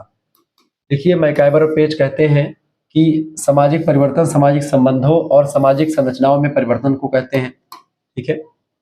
अगले विद्वान हैं गिलिन और गिलिन, कहते हैं कि सामाजिक परिवर्तन सामाजिक प्रक्रियाओं, सामाजिक आदर्शों और सामाजिक संबंधों में विविधताओं को दर्शाता है, यह अंतर को दर्शाता है, सामाजिक परिवर्तन ये होता है। शुक्ला स्टडी पॉइंट की एक विशेष परिभाषा। आप कम से कम जब ऐसे प्रश्न पूछे जाए तो दो परिभाषा, एक आध दो विद्वानों की परिभाषा लिखिए। विद्वानों की परिभाषा ना याद आए तो अपनी परिभाषा लिख दीजिए, कोई परिभाषा लिख दीजिए और लिखिए दूसरे शब्दों में कह सकते हैं। जैसे परिभाषा विद्वानों की ना याद आ रहा है तो लिख दीजिए दूसरे शब्दों में हम कह सकते हैं, दूसरे शब्दों में। अब दूसरे शब्दों में आप मेरी परिभाषा लिख दीजिए जो मैंने तैयार की है, ठीक है। क्या कि सामाजिक परिवर्तन वह प्रक्रिया है जिसके अंतर्गत समाज की संरचना, संस्कृति और सामाजिक मूल्य, सामाजिक संरचना, सामाजिक संस्कृति, सामाजिक मूल्य समय के साथ रूपांतरित हो जाते हैं, बदल जाते हैं और व्यक्ति समूह का जीवन नई दिशा ग्रहण करता है। ये होता है सामाजिक परिवर्तन की एक परिभाषा। दूसरे शब्दों में कह सकते हैं इस तरीके से, या किसी विद्वान ने कहा है ऐसे बोल सकते हैं आप। जैसे आपको ना पता हो और ऐसे में आपको बस केवल लिखना हो तो आप कह सकते हैं हाँ किसी विद्वान के अनुसार, या ऐसे इस तरीके से आप बता सकते हैं, कोई दिक्कत नहीं होती उसमें, ठीक है। तो परेशान बिल्कुल भी नहीं होना है जब भी आपको प्रश्न का उत्तर याद ना हो, ठीक है, या आप ध्यान रखेंगे। जब भी आपको प्रश्न का उत्तर याद ना आ रहा हो तो आप लिख सकते हैं, मतलब विद्वान का नाम ना याद आ रहा हो परिभाषा लिखते समय, तो आप लिख सकते हैं कि भाई जब भी एक प्रकार से दूसरे शब्दों में या किसी विद्वान ने कहा, इस तरीके से लिख करके भी आप अच्छा नंबर प्राप्त कर सकते हैं। परिभाषा हो गई। अब अगला हेडिंग आपका क्या पूछा गया था क्वेश्चंस में ही, सामाजिक परिवर्तन की प्रमुख विशेषताएं बताएं, main characteristics of social change. ठीक है, सबसे पहली विशेषता इसकी क्या है बेटा, पहली विशेषता लिखिए। पहली विशेषता आपकी आ चुकी है निरंतर प्रक्रिया, यानी कि कंटिन्यूअस प्रोसेस है। ये सामाजिक परिवर्तन जो होता है हमेशा चलने वाली प्रक्रिया है, या रुक रुक कर नहीं बल्कि लगातार चलने वाली प्रक्रिया है, पहली विशेषता। दूसरी विशेषता है सामाजिक परिवर्तन की सार्वभौमिकता, यानी कि यूनिवर्सलिटी, यानी कि ये सभी समाजों में होती है और हमेशा होती है। यह सभी समाजों में घटित होती है, चाहे वह आदिम समाज हो, पुराना समाज हो, और चाहे वो आधुनिक समाज हो, हर एक समाज में परिवर्तन होता रहता है, यानी कि ये एक सार्वभौमिक प्रक्रिया है। तीसरी विशेषता जो है इसकी क्या है, विविधता, यानी कि वैरायटी। परिवर्तन की दिशा जो होती है और गति सभी समाजों में अलग अलग होती है, अलग अलग समाजों में अलग अलग गति से अलग अलग दिशाओं में परिवर्तन देखने को मिलता है। तो सामाजिक परिवर्तन जो होता है उसमें विविधता के साथ होता है, अलग अलग समाजों में अलग अलग परिवर्तन होता है, तीसरी विशेषता। चौथी विशेषता लिखिएगा सापेक्षता, यानी कि रिलेटिविटी, यानी कि एक समाज में जो परिवर्तन प्रगतिशील हो सकता है, यानी कि प्रोग्रेस हो सकता है। मान लेते हैं एक समाज, कोई ए समाज है, वहां पर परिवर्तन हुआ वो प्रगति हो गई, यानी प्रोग्रेस हो गया उसी समाज में। वही वही वही बदलाव दूसरे समाज में पतनकारी हो सकता है, यानी कि निगेटिव हो सकता है। यानी किसी समाज में हो सकता है कोई परिवर्तन अच्छा माना जाए और वही परिवर्तन किसी दूसरे समाज में उस समय बुरा माना जा रहा हो। ठीक है, यानी कि इसमें क्या होता है, ये सापेक्षता भी आपको इसकी विशेषता है। पांचवी विशेषता आप लिख दीजिएगा, कारणों पर आधारित है, यानी कि केस बेस्ड, यानी कि सामाजिक परिवर्तन अपने मन से नहीं होता है, कि आर्थिक कारकों की वजह से, तकनीकी कारणों की वजह से होता है। ठीक है, राजनीतिक, धार्मिक, शैक्षिक तमाम कारणों से सामाजिक परिवर्तन प्रभावित होता है। तो ये अगली विशेषता। निष्कर्षतया हम कह सकते हैं कि सामाजिक परिवर्तन समाज की जीवन धारा है जो मानव सभ्यता को निरंतर आगे की ओर ले जाती है। इतनी परिभाषा या इतनी विशेषता आप लिख देंगे तो लघु उत्तरीय प्रश्न का उत्तर आपका हो जाता है। ये रहा आपका पहले लघु उत्तरीय प्रश्न का उत्तर जिसको मैंने आपको बताया। अब आगे देखिएगा पेपर दूसरा क्वेश्चन आपका ये आ चुका है स्क्रीन पर, सभी लोग देखिएगा, सब लघु उत्तरीय क्वेश्चन है। दूसरा क्वेश्चन आप सोच रहे हैं दूसरा क्वेश्चन क्यों नहीं है गुरुजी, दूसरा क्वेश्चन ही वो था, वो मैंने लघु उत्तरीय का पहला क्वेश्चन लिख रखा है। ठीक है, ताकि आपको दिक्कत ना हो। लघु, क्योंकि जो पहला क्वेश्चन हमने देखा था उसमें ए बी सी डी करके था, तो पहला क्वेश्चन वो हो गया। दूसरा क्वेश्चन उससे ऊपर जो आप अभी मैंने चर्चा करा, ये तीसरा क्वेश्चन ये है। लघु उत्तरीय में ये दूसरा क्वेश्चन होगा, लेकिन नंबर इसका तीसरा इसलिए क्योंकि पहला क्वेश्चन जो है जिसमें 10 पार्ट थे, वो 10 को मैंने जो है 10 क्वेश्चन के रूप में समझ लिया। लघु उत्तरीय क्वेश्चन के हिसाब से, इसमें पेपर के हिसाब से मत देखिए, जो मैं पढ़ा रहा हूँ उसके हिसाब से 10 प्रश्नों को देखिए, नंबरिंग से कोई मतलब नहीं। What do you understand by social development, discuss the main features of social development, यानी कि सामाजिक विकास से आप क्या समझते हैं, सामाजिक विकास की प्रमुख विशेषताओं का वर्णन कीजिए। अगला क्वेश्चन आपसे पूछा गया था कि explain in brief the role of information technology in social change, यानी कि सामाजिक परिवर्तन में सूचना प्रौद्योगिकी की क्या भूमिका रही है, संक्षिप्त विवेचना कीजिए। सब लघु उत्तरीय का क्वेश्चन है।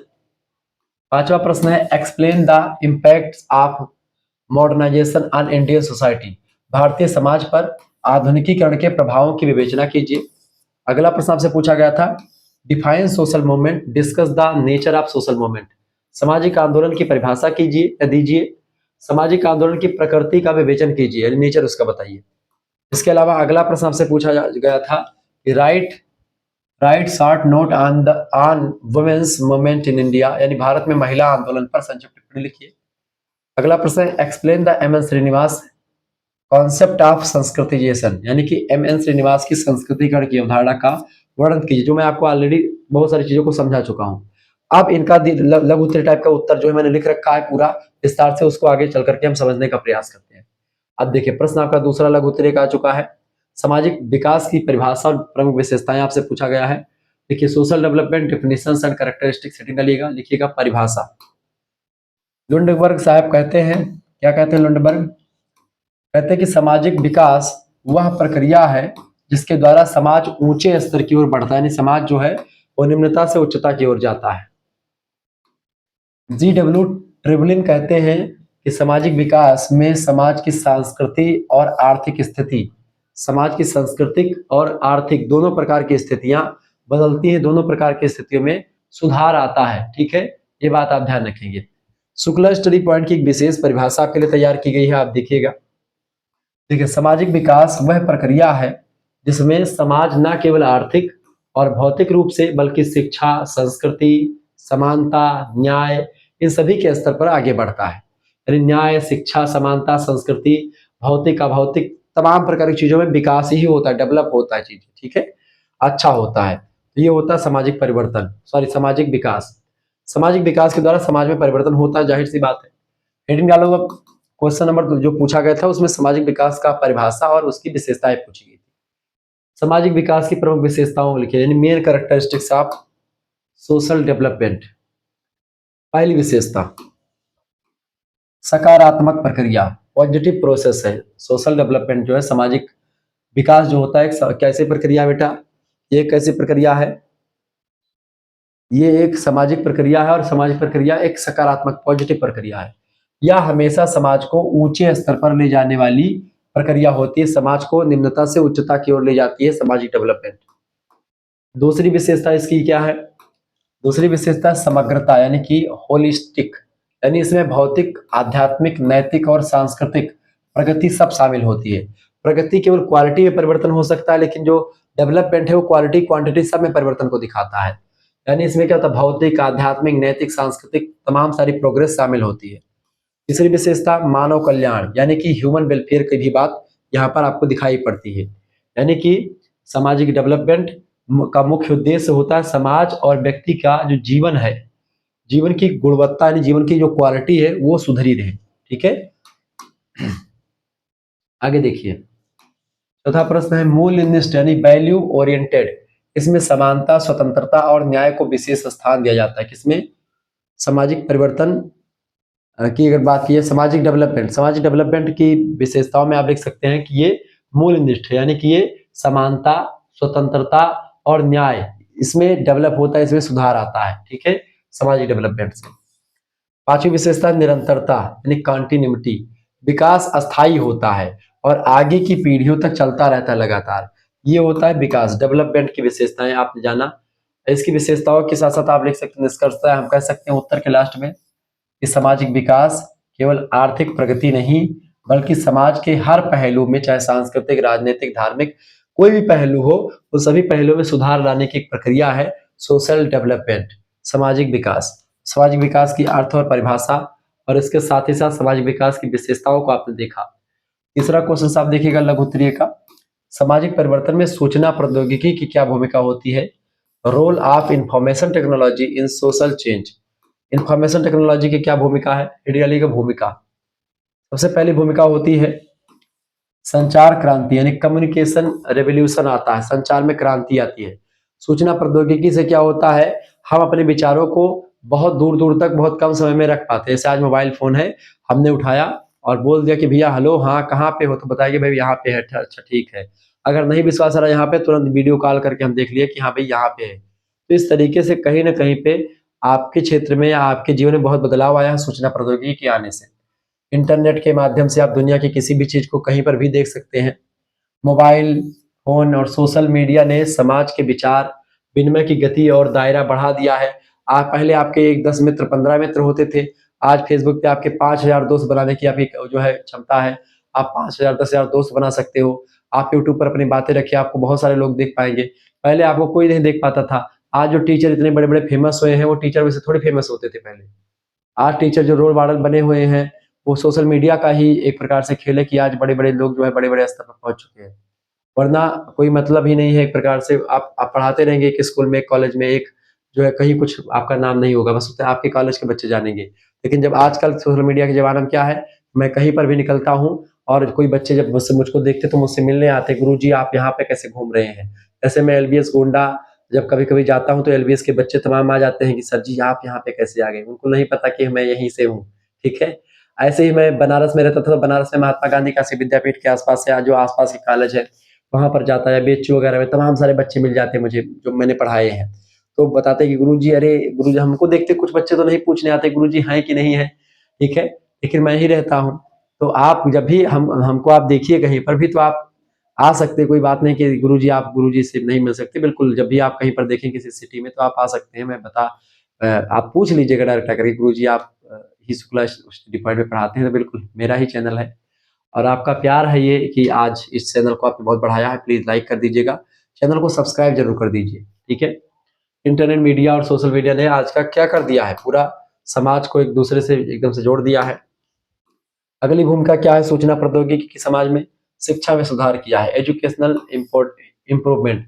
जो मैंने अभी बताया जस्ट कि आज जैसे कि हम आपको पढ़ा रहे हैं, क्या ऐसा आज के 10 साल या 20 साल पहले संभव था या आप ऑनलाइन माध्यम से पढ़ पाते, घर पे बैठ करके बीए कर पाते? नहीं कर पाते। ठीक है, तो आज आप पढ़ पा रहे हैं। ऑनलाइन शिक्षा और डिजिटल प्लेटफॉर्म ने ज्ञान तक पहुंच को आसान बना दिया है। कोई भी ज्ञान हो, कुछ कोई भी जानकारी हो, आप आराम से इंटरनेट के माध्यम से प्राप्त कर सकते हैं। तीसरी भूमिका सूचना प्रौद्योगिकी की ये है, राजनीतिक जागरूकता फैली, पॉलिटिकल अवेयरनेस फैला है। पहले लोग जान ही नहीं पाते थे कौन सा योजना आई है, कौन सा योजना कितनी लागू हुई है। आज सोशल मीडिया या आज जो है इंटरनेट के माध्यम से आप कोई भी चीजें कितनी फेमस है, क्या चीजें हैं, सब कुछ आप जान सकते हैं घर पर बैठ करके। सूचना प्रौद्योगिकी ने जनता को लोकतंत्र, आंदोलन और अधिकारों के प्रति जागरूक किया है। हमारा क्या अधिकार है, हमारा क्या कर्तव्य है, हमको क्या करना चाहिए, सब आपको पता है। सूचना प्रौद्योगिकी के द्वारा ही संभव पाया है। तो समाज में सूचना प्रौद्योगिकी की बहुत जबरदस्त भूमिका है, इसे आप लिखिएगा। सांस्कृतिक परिवर्तन, कल्चरल चेंज, यानी आप देखते हैं कि संस्कृति भी परिवर्तित हुई है। सामाजिक भूमिका इसकी मतलब इसकी क्या नाम है, सूचना प्रौद्योगिकी की ये है कि भाई सांस्कृतिक परिवर्तन भी हुआ है इससे। वैश्विक संस्कृति का आदान प्रदान हुआ है। अब विश्व में किस संस्कृति में क्या चीजें हैं क्या नहीं, सब कुछ आदान प्रदान हुआ है, संभव हुआ है, जिससे पारंपरिक और आधुनिक मूल्यों का मिश्रण हुआ है और जबरदस्त तरह की चीजें शामिल हुई हैं। आर्थिक परिवर्तन भी आपको देखने को मिला है। आर्थिक परिवर्तन, इकोनॉमिक चेंज, डिजिटल अर्थव्यवस्था, ऑनलाइन व्यापार और तकनीकी नौकरियों ने रोजगार के नए अवसर प्रदान किए हैं। ठीक है, ये सब आप देख रहे हैं तो ये जबरदस्त चीजें हैं। आप कोई चैप्टर पढ़े या ना पढ़े, चैप्टर वाइज तैयार करें, वीडियोस ना देखें, आप मॉडल पेपर देख लीजिएगा, इसमें सब कुछ मिल जाएगा। यही क्वेश्चन आएंगे, क्वेश्चन के आंसर ही लिख देना है, आपको कहीं पर भटकना नहीं पड़ेगा।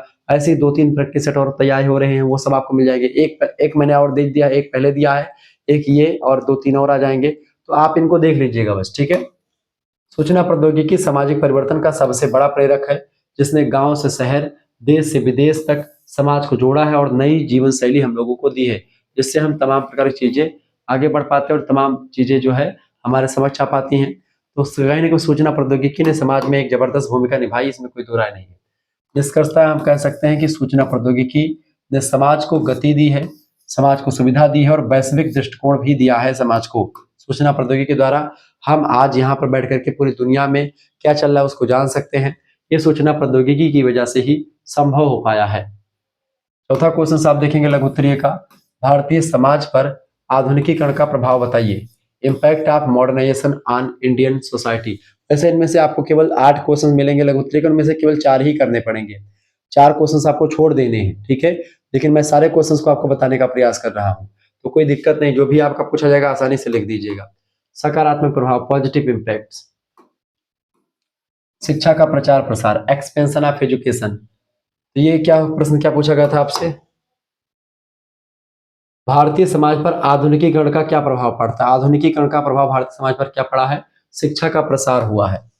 आधुनिक शिक्षा ने समाज को वैज्ञानिक दृष्टिकोण और तार्किकता दी है। आज भारत में एक प्रकार भारतीय समाज भी जो है तर्क और उसके साथ आगे बढ़ता है, हर मुद्दे पर तर्क से काम होता है। ठीक है, महिला महिला सशक्तिकरण को बढ़ावा मिला है जो है इससे, महिला सशक्तिकरण, वुमेन इंप्रूवमेंट हुआ है। आधुनिकीकरण से क्या हुआ है, महिलाओं को शिक्षा पाने का अधिकार, रोजगार में एक प्रकार से बढ़ चढ़ करके भाग लेने का अधिकार, राजनीति में भी तमाम अवसर जो है महिलाओं को मिले हैं। इसके हो जाने से, आधुनिकीकरण के आ जाने से समाज में बहुत ज्यादा परिवर्तन आपको देखने को मिला है, जो परिवर्तन जायज भी है। लोकतांत्रिक मूल्य, डेमोक्रेटिक वैल्यूज, समानता की बात करें आप, स्वतंत्रता की बात करें और अपने अधिकारों की को जानने की बात करें, अधिकारों की भावना, ये सब विकसित हुई है। आधुनिकीकरण के द्वारा ही हम अपने अधिकारों को जान पाए हैं कि हमारा अधिकार क्या है, स्वतंत्रता क्या होती है इसको जान पाए हैं, और समानता किसे कहते हैं इसको भी हम जान पाए हैं। आज भारतीय समाज में जो पहले बुराइयां थी, अस्पृश्यता थी, छुआछूत था, वो सब खत्म हो गया है। आज जो महिला और पुरुष के बीच में विभेद था वो खत्म हो रहा है।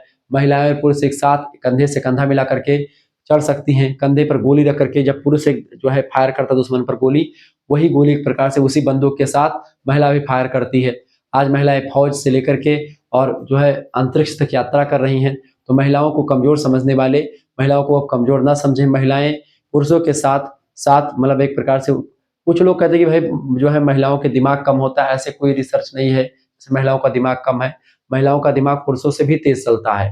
जितने भी मैनेजमेंट वाले काम होते हैं, आपको बता दूं, अगर एक बच्चे को आपको जन्म देना पड़े कभी जीवन में, आप दोबारा एक प्रकार से आपका दिमाग ऐसे मतलब आप फ्रस्ट्रेट हो जाओगे।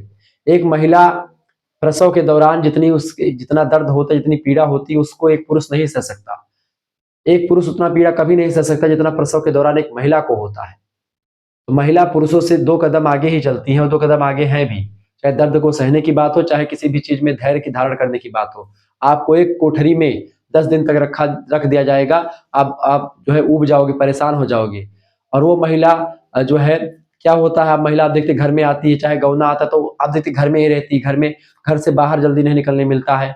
1 महीना या हफ्ते भर पे 15 दिन पे बाहर निकल पाती बेचारी। तो आपको अगर ऐसे बंधन में रखा जाए, आप भी बहुत परेशान हो जाओगे। टार्चर आपको किया जाएगा, ये बनाओ, ऐसे बनाना है, ये है वो, दुनिया भर का एक ही काम उसको करना पड़ता डेली का डेली। वैसे आप बाहर निकलते थोड़ा चकाचौंध भरी दुनिया देखते हैं, थोड़ा सा रिलैक्स होता है, जिसको कहते हैं जीव आन होएगा। लेकिन महिलाएं क्या करती, घर में बैठी रहती हैं, टीवी सीरियल देख रहे हैं, उसमें भी आप रिमोट लेकर के पिक्चर लगा दे रहे हैं मिथुन सनी देओल की कि हम पिक्चर देखेंगे। अरे सीरियल देख रहे हैं बेचारी, देखने दो, क्यों रिमोट छीन रहे हो आप? ये सब चीजें हैं। तो ये सब चीजें आप देखते हैं, स्वतंत्रता, समानता, अधिकार, इन सभी की भावनाओं का विकास हुआ है। आधुनिकीकरण के आ जाने से महिला और पुरुष समान हुए हैं। सब कुछ आप एक प्रकार से जबरदस्त हुआ है। कुछ चीजें बिल्कुल अच्छी नहीं हुई, लेकिन हाँ बहुत सारी चीजें अच्छी हुई हैं। आर्थिक विकास, इकोनॉमिक ग्रोथ। आधुनिकीकरण के आ जाने से औद्योगिकरण यानी उद्योगों का विकास हुआ है। उद्योग जब आ गए तो उससे नगर बने हैं, नगरीकरण हुआ है। तकनीकी का यानी टेक्नोलॉजी का विकास हुआ है। और इस सभी से क्या हुआ, आर्थिक प्रगति जो है आधुनिकीकरण के आ जाने से आर्थिक प्रगति हुई, इकोनॉमिक डेवलपमेंट हुआ, इकोनॉमिक प्रोग्रेस हुआ है समाज का। सामाजिक गतिशीलता भी बढ़ी है। सोशल मोबिलिटी, जाति और वर्ग के बंधन कमजोर हुए हैं, नई पहचान उभरी है। आज जाति और वर्ग का जो दायरा था वो एक प्रकार टूटने लगा है। लोग कोई किसी भी प्रकार से आगे बढ़ रहे हैं। इसके सकारात्मक प्रभाव थे, लेकिन जो है आधुनिकीकरण के नकारात्मक प्रभाव भी आपके समझ दिखते हैं। नेगेटिव इम्पैक्ट्स, नेगेटिव इम्पैक्ट्स की अगर बात की जाए तो पारिवारिक ढांचा में बदलाव हुआ है। चेंज इन फैमिली स्ट्रक्चर, पहले संयुक्त परिवार था, अब टूट करके वो एकल परिवार बन गया है, जो कि एक नेगेटिव इफेक्ट है समाज पर, भारतीय समाज पर। दूसरा, सांस्कृतिक संकट, कल्चरल क्राइसिस हुआ है। पाश्चात्य संस्कृति ने एकदम से पूरा हावी हो चुकी है, और इसके प्रभाव से पाश्चात्य संस्कृति यानी पश्चिम की संस्कृति के प्रभाव से परंपरागत जो मूल्य थे भारतीय संस्कृति के, उनका पतन हुआ है, उनका ह्रास हुआ है। आज भारतीय संस्कृति खतरे में है। उसको लोग ना मान करके आप पाश्चात्य संस्कृति को फॉलो कर रहे हैं। हर चीज में पाश्चात्यकरण को झोंका जा रहा है। तो कहीं ना कहीं पे आधुनिकीकरण के आ जाने से तमाम प्रकार के नुकसान भी भारतीय संस्कृति को हुआ है। इसके अलावा असमानता और शोषण, इनइक्वालिटी एंड जो है मतलब कि एक्सप्लॉयटेशन, आधुनिकीकरण के साथ साथ आर्थिक असमानता और बेरोजगारी भी बढ़ी है। जैसे जैसे आप देखते हैं कि आधुनिकीकरण हुआ है तो मशीनों का विकास हुआ। मशीनों के विकास से क्या हुआ, जो काम पहले 100 लोग करते थे, 100 लोगों को रोजगार मिलता था, अब वो मशीन आकर के 100 लोगों का काम अकेले एक मशीन कर रही है, एक लोग मिलकर के काम कर रहे हैं। 100 लोगों में से 99 लोग बेरोजगार हो जाते हैं। इससे क्या होता है, असमानता फैलती है। कुछ लोगों के पास पैसा है, वो बहुत अमीर हो गए हैं, जिनके पास पैसा नहीं, वो बहुत गरीब हो गया है। आज के जीवन जो है इस तरीके से व्यतीत हो रहा है। एक विशेष टिप्पणी अगर लिखना चाहें लिख सकते हैं शुक्ला रिपोर्ट के अनुसार, आधुनिकीकरण भारतीय समाज का मार्गदर्शक बना है, जिसने शिक्षा और विज्ञान की रोशनी दी है, परंतु साथ ही साथ सांस्कृतिक संकट उत्पन्न किया है और असमानताओं को भी इसने जन्म दिया है। एक तरफ समानता की बात करता है, लेकिन दूसरी तरफ तमाम भारतीय समाज में असमानता भी इसके आ जाने से पनपी है। निष्कर्षतः हम कह सकते हैं कि आधुनिकीकरण ने भारतीय समाज को नई दिशा दी है, परंतु चुनौतियों के साथ, इसलिए संतुलित चुनौतियों के साथ जो है कुछ चुनौतियां भी दी हैं, इसलिए संतुलित दृष्टिकोण आवश्यक है इसका। ठीक है, यानी कि आधुनिकीकरण हो, लेकिन आधुनिकीकरण के साथ साथ अपनी संस्कृति, अपनी सभ्यता भी सुरक्षित रहे। ठीक है, इस तरीके से आपने तमाम सारे प्रश्नों को समझ लिया। बाकी प्रश्नों को हम चर्चा करेंगे, चर्चा करते रहेंगे, ये सब प्रश्न देखेंगे, क्योंकि क्लास बड़ी लंबी हो चुकी है। ये सब प्रश्न आपकी जल्द ही आपके समक्ष आएंगे। ठीक है, मैं आपको दीर्घोत्तरीय क्वेश्चन दिखा दूं कि दीर्घोत्तरीय क्वेश्चन कौन से इंपॉर्टेंट है। ठीक है, जो प्रश्न परीक्षा में पूछे गए थे, फिर उसके बाद में इनका इसका अगला वीडियो आएगा, उसमें हम इन प्रश्नों के उत्तर बताएंगे। सेक्शन सी में आपको 500 से 600 शब्दों में प्रश्न के उत्तर देखने को मिलेंगे। ठीक है, 4-4.5 शब्दों में, 2 घंटे की परीक्षा में 4.5 शब्द मिलेंगे, लेकिन मैं आपको थोड़ा विस्तार समझाऊंगा ताकि आपको समझ में आ जाए। ठीक है, प्रश्न आप देख लीजिए बस। एक्सप्लेन द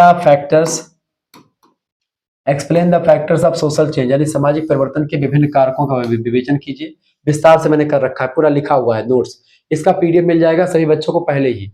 ऐसे पीडीएफ मिल जाएगा पहले ही कैसे, ऐसे मान लेते हैं कि आप वीडियोस देखने के अगर भरोसे रहेंगे तो हो सकता है वीडियोस थोड़ा लेट में आए, बाद में आए, लेकिन उससे पहले अगर आप देखेंगे तो इसका पीडीएफ जो होगा, उस पीडीएफ में आंसर लिखा हुआ पीडीएफ ऑलरेडी, तो वो ग्रुप में मिल जाएगा, इसी क्लास के बाद में ग्रुप में मिल जाएगा। ठीक है, तो ऐसे तमाम सारे सब्जेक्ट के मिल रहे हैं। 91 61 93 60 62 इसी नंबर पर आपको व्हाट्सएप पर एसएमएस कर देना है। मात्र 100 रुपए फीस। आपको एसएमएस क्या करना है, अपना नाम, अपनी यूनिवर्सिटी का नाम, अपने सब्जेक्ट्स के नेम और आप किस सेमेस्टर में हो। ठीक है, सेमेस्टर 3 में है आप, यानी 3rd सेमेस्टर में। आप इतना लिख करके व्हाट्सएप पर एसएमएस कीजिएगा। जैसे ही आप व्हाट्सएप पर इतना लिख करके एसएमएस करेंगे, आपके पास तुरंत एक क्यूआर कोड यानी स्कैनर भेजा जाएगा, और उसके नीचे मैं कुछ लिख करके भेजूंगा, यानी कि इस नंबर पर, इसी स्कैनर पर आप जो है 100 रुपए फीस पेमेंट करके उसका स्क्रीनशॉट हमारे पास सेंड करें। उसका भी आपको लाइव क्लास वाले ग्रुप से जोड़ दिया जाएगा, वहां पर आपको पीडीएफ नोट्स सब कुछ मिल जाएंगे। और जो अभी तक क्लासेस हो चुकी हैं या जो नोट्स अवेलेबल हैं, वो सब नोट्स आपको मिल जाएंगे, पर्सनली आपके व्हाट्सएप पर सेंड कर दिए जाएंगे। ये स्कैनर जो क्यूआर कोड होगा, इस पर आप पेमेंट खुद भी कर सकते हैं अगर चलाते हैं तो। अगर आप कुछ भी नहीं चलाते ऑनलाइन माध्यम, तो आप ये फीस किसी दूसरे से भी आप जमा करवा सकते हैं। ठीक है, ये बात आप ध्यान रखेंगे। तो आप फीस चाहे तो खुद जमा करें, चाहे किसी दूसरे से भी आप जमा करवा सकते हैं, जैसा भी आपको मानो। जैसे आप समोसा खाने जाते हैं तो स्कैन करना पड़ता है, क्यूआर कोड लगा रहता है, वही क्यूआर कोड होता है यहाँ पर भी मेरे पास, उसी पर आपको स्कैन करना होता है। कोई डरने की जरूरत नहीं है कि गुरुजी स्कैनर सुन करके आप डर जाते हैं, नहीं, स्कैनर माने वही, या समोसा खाते हैं आप पेमेंट करने के लिए क्यूआर कोड स्कैन करते हैं गूगल पे फोन पे का, वही। ठीक है, तो ऐसे ही होगा। आप उस पर तुरंत भेज दीजिए फीस। फीस केवल 100 रुपए फीस आपके लिए लगेगी। ठीक है, इसमें 100 रुपए में केवल एक सब्जेक्ट नहीं बल्कि आपके तीनों मेजर सब्जेक्ट, एक माइनर सब्जेक्ट, एक को करिकुलर सब्जेक्ट। को करिकुलर में जैसे कि आपका मानव मूल पर्यावरण अध्ययन शामिल हो, चाहे फिजिकल एजुकेशन योगा शामिल हो, जो भी आपका शामिल होगा उसकी पूरी तैयारी आपके लिए मैं करवा दूंगा। इसके लगभग में 10 प्रैक्टिस सेट आपको विद आंसर एक्सप्लेनेशन के साथ मिल जाएंगे। ठीक है, और साथ साथ मेजर माइनर का भी आपका class, live class, video lecture, PDF note, chapter wise, unit wise notes भी तैयार हो रहे हैं, तो यूनिट वाइज नोट्स भी मिलेंगे। Live class, video lecture, PDF note सब कुछ आपको मिलेगा। व्हाट्सएप ग्रुप मिलेगा, आप हमसे डायरेक्टली जुड़ पाएंगे, और जैसे ही फोर्थ सेमेस्टर की आगे क्लास शुरू होगी आपको ग्रुप में इंफॉर्मेशन मिल जाएगी, तो आप बड़े आसानी से चीजों को जान पाएंगे, समझ पाएंगे। मात्र और मात्र 100 रुपए फीस में आपके लिए पूरी जबरदस्त व्यवस्था कर दी गई है, केवल 100 रुपए फीस। ठीक है, ये बात आप ध्यान रखेंगे। और जो बच्चे चाहते हैं कि हमको थर्ड और फोर्थ दोनों में जुड़ना है एक साथ, उनके लिए कोई छूट रहेगी बिल्कुल। अगर आप थर्ड और फोर्थ में डायरेक्ट जुड़ना चाहते हैं कि हमको गुरुजी थर्ड सेमेस्टर में भी जुड़ना है और फोर्थ सेमेस्टर भी आप ही से पढ़ना है, तो आपके लिए फीस के में 50% मतलब 50 रुपए की छूट है, यानी कि आपका 200 रुपए नहीं लगेगा, आपका केवल 150 रुपए में ही हो जाएगा। यानी 150 रुपए में ही आपका जो है आपका थर्ड सेमेस्टर तो पढ़ाया ही जाएगा पूरा, उसके अंदर फोर्थ सेमेस्टर का भी सब कुछ आपको इसी में मिल जाएगा 150 रुपए फीस में। जैसा भी होगा आप बताइएगा, तुरंत एसएमएस कीजिएगा व्हाट्सएप पर, और तुरंत एसएमएस कीजिए। आपको यहाँ पर सभी सब्जेक्ट का मिलेगा, मेजर माइनर को करिकुलर सबका मिलेगा, कहीं पर भटकना नहीं पड़ेगा। तुरंत एसएमएस कीजिए इस नंबर पर, तुरंत जुड़ जाइए। ठीक है, चलिए, तो ये आपका जो है, ये आपका जो है क्या नाम है, जो है क्वेश्चंस हैं जो आपकी परीक्षा में पूछे गए थे, आपके लिए इंपॉर्टेंट है, परीक्षा में आ सकते हैं। ये क्वेश्चंस, इनका उत्तर मैं आपको बताऊंगा। ठीक है, सब कुछ विस्तार समझाऊंगा। सामाजिक परिवर्तन के विभिन्न कारक, differentiate between evolution and progress, इसके बारे में चर्चा करेंगे। वैसे इस क्वेश्चंस का उत्तर अगर आप देखना चाहें तो जो है चैप्टर संख्या 2 या 3 में मैंने इसको पढ़ा रखा पूरा। ठीक है, प्रगति और विकास में क्या अंतर है, प्रगति और विकास में अंतर मैंने इससे पहले मॉडल पेपर दिया था, उसमें पूरा विस्तार से बता रखा है। यानी कि जितने भी क्वेश्चंस आएंगे अभी तक मैं जो पढ़ा रहा हूँ, जो चैप्टर में जो जिन चैप्टर्स पर फोकस करके पढ़ाता हूँ, वो चैप्टर से क्वेश्चन परीक्षा में आते रहते हैं। ठीक है, describe the nature and objectives of Dalit movement in India, Bharat में दलित आंदोलन की प्रकृति और उद्देश्यों का वर्णन कीजिए। विस्तार से मैंने इस पर नोट्स तैयार कर लिया है। इसके अलावा अगला क्वेश्चन आपका है, critically evaluate the Marxian theory of social change, यानी कार्ल मार्क्स के सामाजिक सिद्धांत या सामाजिक परिवर्तन सिद्धांत का आलोचनात्मक मूल्यांकन कीजिए। पूरा इन चारों का एक प्रकार से आपके लिए पूरा विस्तार से लिख लिया गया है। ये नोट्स आपको पीडीएफ नोट्स मिल जाएगा, जैसा मैंने आपको बताया किस तरीके से मिलेगा। आप देखिए यहाँ पर सेक्शन सी का जो क्वेश्चन ये आपका कारक, इसके तमाम सारे कारक मैंने यहाँ पर लिख रखे हैं। भौगोलिक कारक हो गया, जैविक कारक हो गया, ठीक है, जनसंख्यात्मक कारक है, सांस्कृतिक कारक है, ठीक है, आर्थिक कारक है, ठीक है, राजनीतिक कारक है, आपका वैज्ञानिक कारक, तकनीकी कारक, शैक्षिक कारक, सब कुछ आपका पूरा, युद्ध और क्रांति कैसे किस तरीके से सामाजिक आंदोलन, ठीक है, सब कुछ आपको बता रखा है मैंने। फिर उसके बाद में आपका तमाम जो है क्वेश्चन आपका आ जाएगा। और फिर उसके बाद अगला क्वेश्चन, प्रगति और विकास में क्या अंतर है, प्रगति और विकास में अंतर पूरा मैंने ये लिख रखा है, पूरा अंतर सारा 10 अंतर। ठीक है, इसके बाद में आपका भारत में दलित आंदोलन की प्रकृति, पूरा उद्देश्य, इसका भी नोट्स आपके लिए पूरा अवेलेबल है, ये सब पूरा नोट्स। ठीक है, जब आप हमारे साथ जुड़ जाते हैं तो आपको मिल जाता है सारा नोट्स। ठीक है, वीडियो से पहले भी आपको मिल जाता है, यही फायदा होता है हमारे बच्चों जो जुड़ते पहले, उनको सब पहले मिल जाता है पढ़ने के लिए। ठीक है, ये सारा नोट्स आपको मिल जाएंगे, इससे बाहर कुछ नहीं आने वाला, सब कुछ आपको मिल जाएगा। अभी मैंने आपको बता दिया कि कैसे जुड़ना है, तुरंत एसएमएस कर दीजिएगा 9161936062, इसी पर एसएमएस कीजिएगा कोर्स ज्वाइन करने के लिए। ठीक है, तुरंत एसएमएस कर दीजिएगा अपना नाम, अपनी यूनिवर्सिटी का, अपने सब्जेक्ट का। धन्यवाद, मिलते हैं नेक्स्ट वीडियो, तब तक के लिए जय हिंद जय भारत।